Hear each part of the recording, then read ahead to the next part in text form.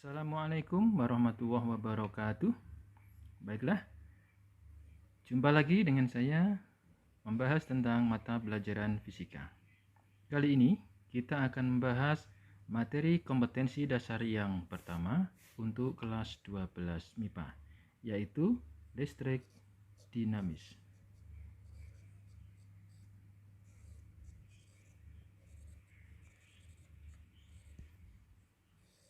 Ya.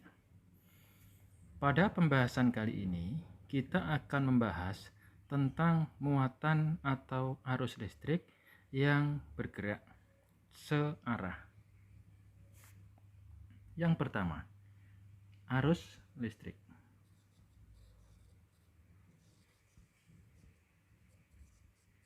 Simbolnya adalah I besar. Ya. Arus listrik itu apa? Arus listrik adalah muatan yang bergerak tiap satuan waktu.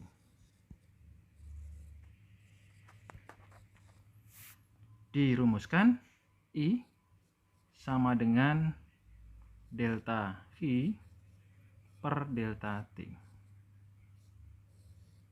Ya.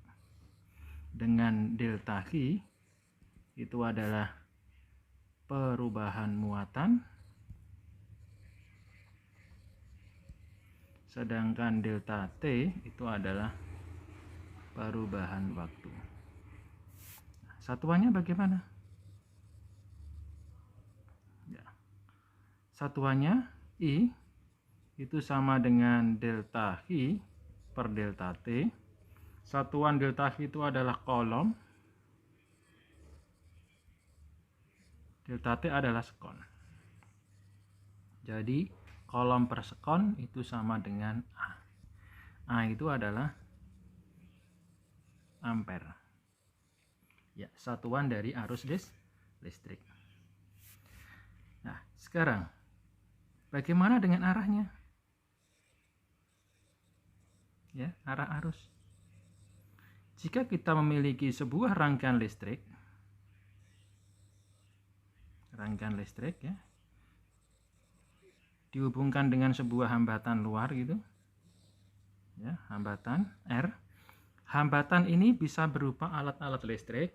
Kita misalkan ada kulkas, lampu, setrika, kipas angin, radio, televisi, dan lain-lain. Ya. Kemudian di sini adalah sumber arus searah.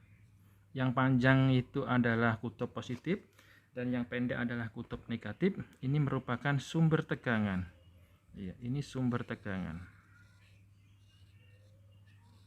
V, ya. Maka arus listrik mengalir dari kutub positif ke kutub negatif. Jadi dari sini ke sana. Ya, ini adalah arah arus. Nah, ini arah arus.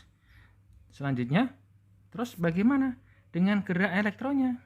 Ya, nah, gerak elektron itu berlawanan dengan arah arus atau dari kutub negatif ke kutub positif. Dari jika ada elektron, ya, negatif ini bergerak, maka gerakannya dari kutub negatif ke kutub positif.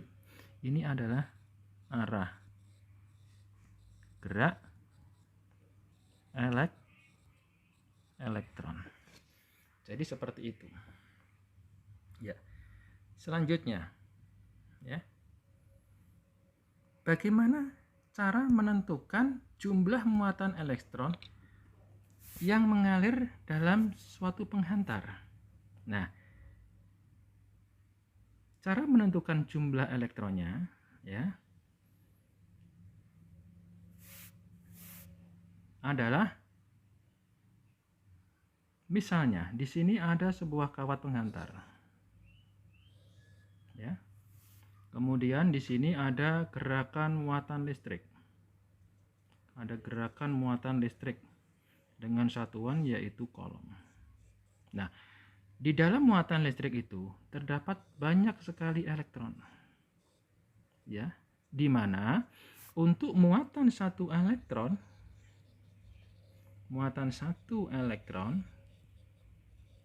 itu memiliki nilai sama dengan 1,6 kali 10 pangkat min 19 kolom. Satu elektronnya. Sehingga kalau kita ingin menentukan jumlah elektron,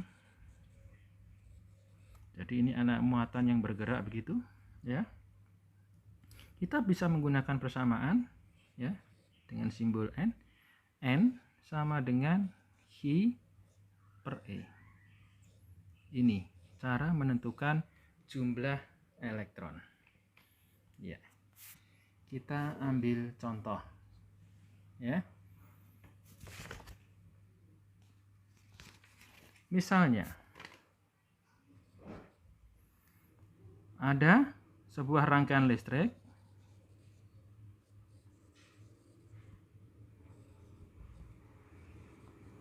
arus searah, ya, di mana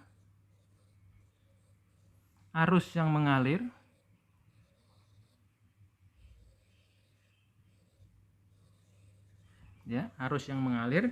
itu sebesar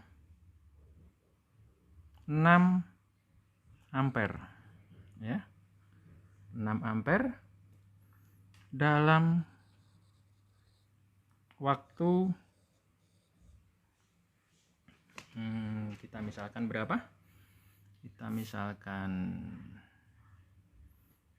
kita ganti saja ini, misalnya 80, ya. 80 miliampere. Ya, 80 miliampere dalam waktu kita misalkan saja 4 detik. Ya. Pertanyaannya, tentukan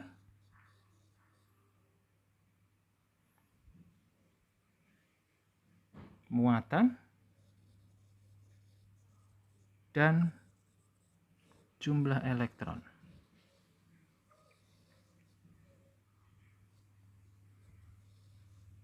yang mengalir.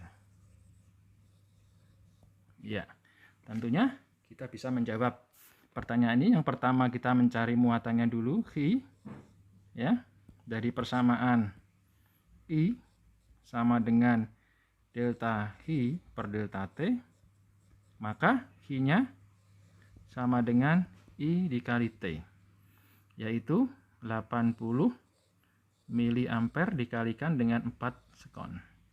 Ya, kita jadikan satuannya ampere, ya. Jadinya adalah 0,08 dikali 4 sama dengan 0,32 kolom. Kemudian kita mencari jumlah elektronnya, N, ya, sama dengan Hi dibagi E, sama dengan 0,32 dibagi 1,6 kali 10 pangkat min 19 kolom. Berapa hasilnya? Ya, hasilnya adalah 2 kali 10 pangkat berapa? Pangkat. Jadi kalau dikitu 0,16 berarti 10-nya pangkat min 18, naik ke atas pangkat 18 elektron. Jadi seperti ini. Ada 2 kali 10 pangkat 18 elektron yang mengalir dalam rangkaian listrik dengan arus 80 miliampere dan waktunya adalah 4 detik. Oke, sekarang kita lanjutkan. Hukum Ohm dan hambatan listrik. Ya, hukum Ohm dulu. Ya. Kita misalkan memiliki sebuah rangkaian listrik seperti ini ya.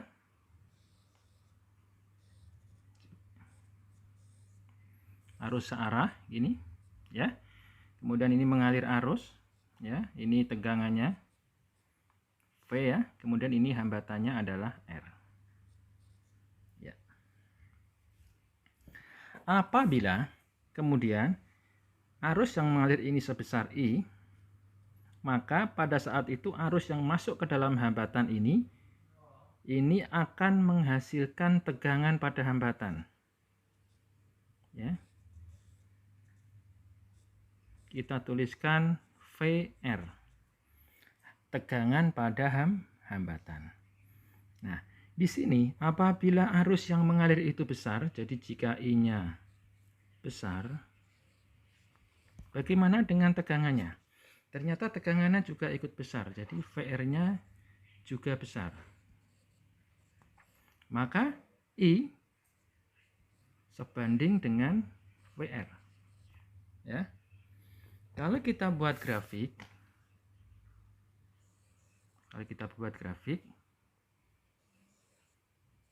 ya, di mana sumbu horizontalnya adalah I, sumbu vertikalnya adalah VR, maka semakin besar I, VR-nya semakin besar pula. Ini semakin besar pula. Maka grafiknya adalah berupa garis linier positif. Nah, tentunya kalian masih ingat di sini ini adalah dalam matematika namanya apa? Gradien, simbolnya M ya. Kalau ini adalah sumbu X, ini adalah sumbu Y, maka gradien itu Z per X. Tetapi di sini sumbu horizontalnya adalah I. Ya. Jadi kita tulis per I, sedangkan sumbu vertikalnya adalah VR, maka kita tulis ini VR, maka di sini sama dengan kemiringan grafiknya atau gradiennya adalah hambatan itu sendiri, yaitu R. Jadi R sama dengan VR per R, atau kita tuliskan VR sama dengan I dikalikan R. Ya, gitu ya. Nah, tentunya sangat mudah ya, ini di SMP sudah kita pelajari, tinggal mengulang saja sedikit. Nah, sekarang kita lanjutkan ya dengan hambatan penghantar.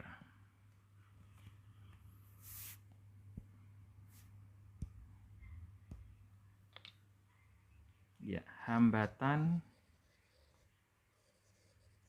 penghantar.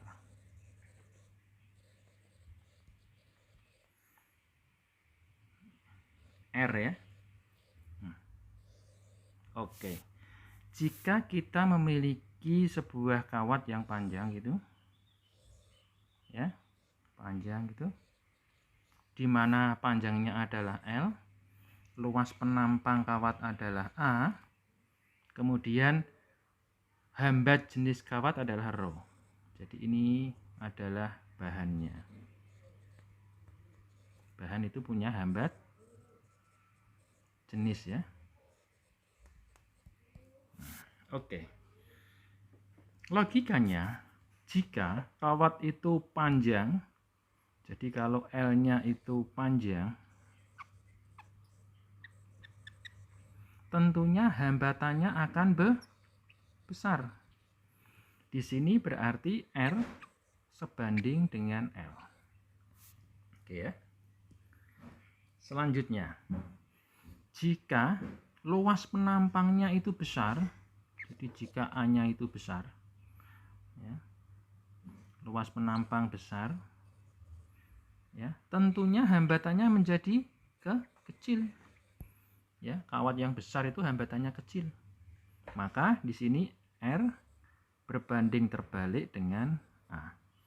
Dan jika kita memiliki, misalnya kita ambil contoh, kita punya dua bahan. Yang pertama misalnya kayu, dan yang kedua adalah tembaga misalnya.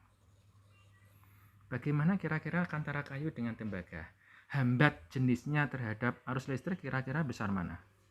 Nah, ternyata bawah kayu itu memiliki hambat jenis yang besar. Kalau hambat jenisnya besar, maka hambatannya juga pasti besar. Sedangkan tembaga itu punya hambat jenis yang kecil. Kalau hambat jenisnya kecil, maka hambatannya juga kecil.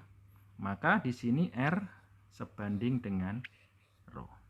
Maka kita bisa tuliskan persamaan itu menjadi R sama dengan rho L per A. Ya, di mana rho itu hambat jenis, satuannya meter, L panjang kawat, satuannya meter, sedangkan A itu luas penampang, satuannya meter persegi, ya. Sedangkan R sendiri itu adalah hambatan, satuannya ya. Nah, selanjutnya, ya, bagaimana apabila kawat itu mengalami pemanasan? Ya, jadi hambatan akibat pemanasan.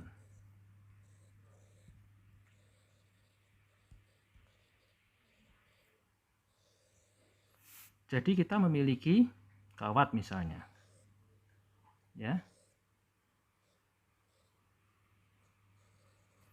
di mana dia memiliki hambat jenisnya rho dan hambatannya adalah R, ya, mula-mula rho 0 R0.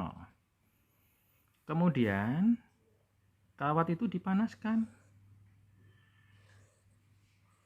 ya, dipanaskan,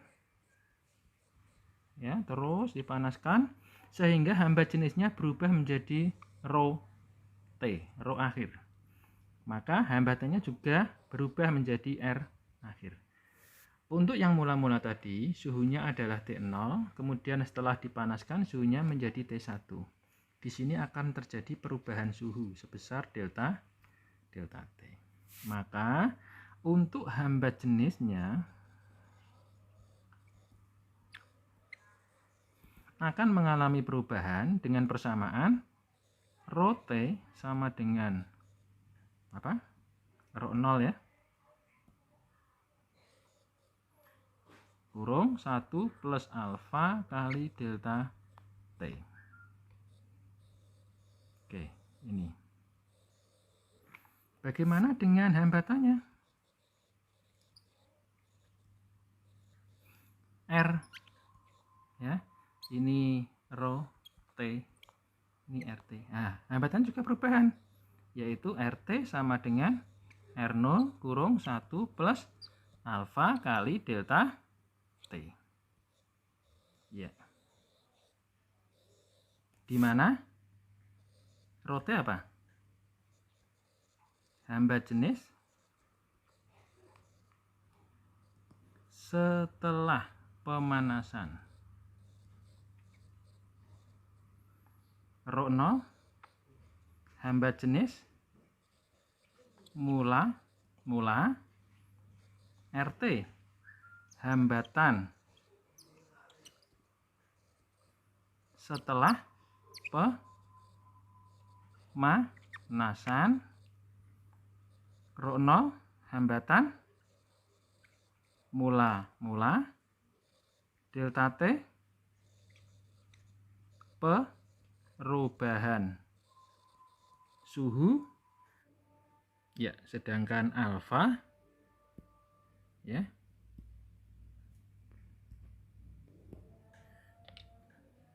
alfa itu adalah koefisien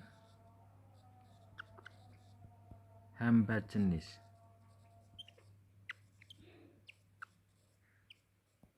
Ya, dengan satuan yaitu per derajat Celcius. Baiklah, mari kita ambil contoh yang pertama, ya, sebuah kawat panjang 2 meter. Jadi ada kawat panjang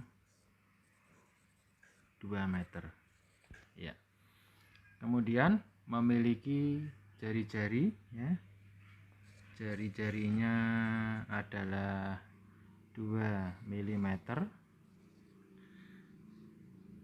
Kemudian hamba jenisnya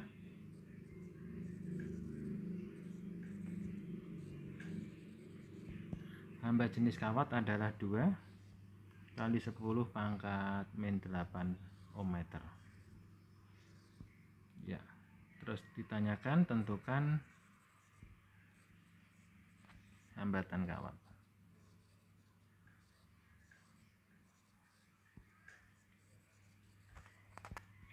Ya. Baik, kita langsung di situ diketahui ada L 2 meter, kemudian R-nya itu 2 mm, bisa kita tuliskan 2 kali 10 pangkat min 3, ya.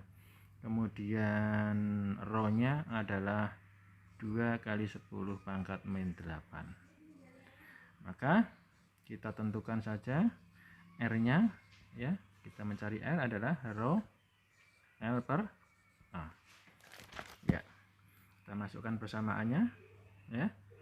Bisa kita tuliskan rho L per, karena yang diketahui jari-jari, maka luasnya kita ganti dengan 4, luasnya kita ganti dengan PR kuadrat, ya. Sehingga kalau kita masukkan nilainya jadi 2 kali 10 pangkat min 8 dikalikan 2 dibagi dengan pi dikali 2 kali 10 pangkat min 3 dikuadratkan. Oke, jadinya adalah 4 kali 10 pangkat min 8 dibagi pi kali 4 kali 10 min 6, ya.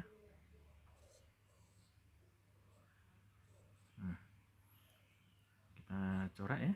Nah, berarti sama dengan berapa itu? Kalau naik ke atas berarti pangkat min 2, ya. Nah, berarti sama dengan 1/100 pi. Satuannya adalah ohm. Ya, ini. Ya. Ini soal yang pertama. Selanjutnya, mari kita mencoba untuk soal yang kedua, mungkin yang lebih kompleks lagi, ya. Tingkat kesulitannya lebih tinggi gitu, ya. Baik.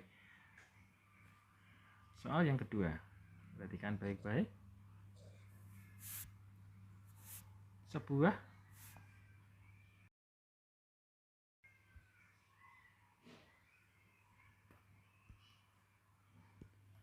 Soal yang kedua yaitu sebuah termometer hambatan logam, ya, memiliki hambatan 60 ohm. Jadi ada termometer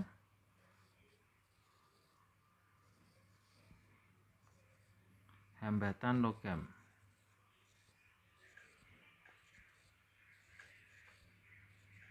ya. Termometer hambatan logam, hambatannya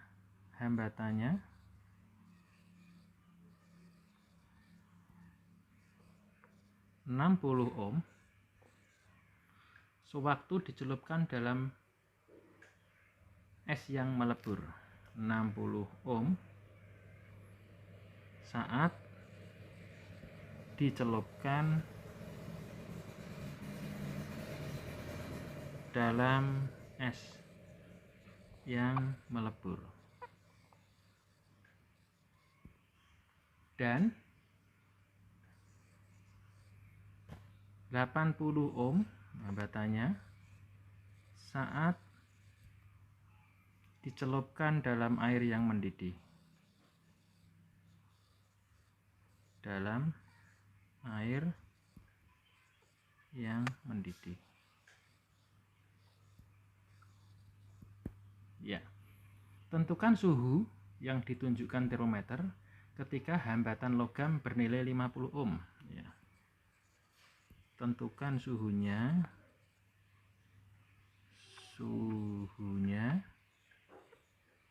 saat hambatannya